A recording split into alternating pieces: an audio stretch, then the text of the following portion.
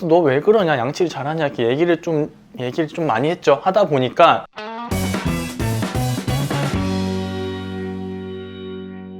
안녕하세요, 안상수입니다. 오늘은 가글용액, 칫솔질을 안 하고 가글용액만 써도 충치가 생기지 않을까, 거기에 대한 답변을 좀 해드릴게요. 입속에 유해세균 99% 제거, 이렇게 광고 문구가 많이 나옵니다. 그러면은 충치를 일으키는 거는 입속에 있는 충치 세균이라고 했는데 99%가 없어지면 충치가 안 생기지 않을까, 뭐하러 귀찮게 이렇게 양치질을 하나, 가글만 하지, 이런 생각을 하시는 분들이 실제로 있어요. 거기에 대해서 오늘 제가 좀 알려드릴게요.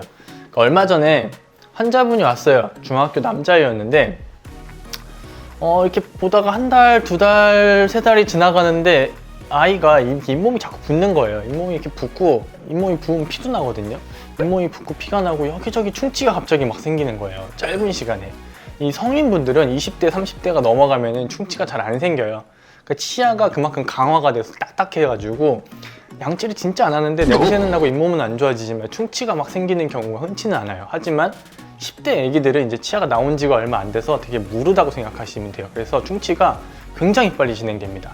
그 친구도 한 달, 두 달, 세 달 지났는데 충치가 막 생겨요. 차팅이 자꾸 늘어나요. 그래서 너 왜 그러냐, 양치를 잘하냐, 이렇게 얘기를 좀 많이 했죠. 하다 보니까 아이가 집에 어머니가 리스테린을 사다 놓은 거예요. 거기에 보니까 99% 제거 막 써있으니까 아이가 나 양치 안 해도 이것만 하면 되겠지, 가글만 계속 했대요. 하루에 계속 가글만 3번씩. 그래서 이렇게 문제가 생겼습니다. 가글만 하시면 충치 생겨요. 99% 제거라는데 왜 충치가 생기냐? 그게 아니거든요. 그래서 거기에 대해서 얘기를 해드릴게요. 리스테린이나 가글인, 이런 여러 가지 가글 용액들을 광고를 할 때 입속 세균의 유해 세균을 99% 없앤다고 하는데, 그게 충치를 일으키는 세균, 충치를 예방한다. 예방은 하죠. 칫솔질을 한 다음에 보조적으로 사용했을 때 예방을 해준다는 거지, 그것만 사용한다고 충치가 안 생기는 건 아니에요.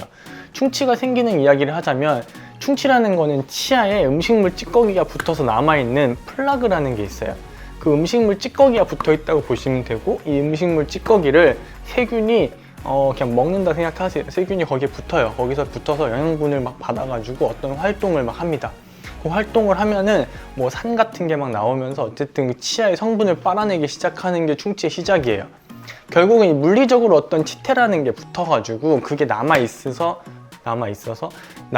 제거가 되지 않으면 거기서 충치가 시작이 된다고 해야 되는데, 칫솔질을 아예 안 하고 가글만 하면 그 치태라는 거는 계속 남아있게 되죠.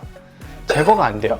물로 가글을 이렇게 세게 하는 거나 리스테린 용액으로 가글을 세게 하는 거나 어차피 하고 나서 이해하고 자세히 보시면 치태는 다 남아 있습니다. 그렇게 3달 내내 리스테린만 하게 되면은 치태 제거가 3달 동안 안 되는 거예요. 그러면은 굉장히 충치가 빨리 진행이 될 수 있어요. 그래서 꼭 리스테린이든 리스테린이 나빠서 충치가 생긴 건 아니고요.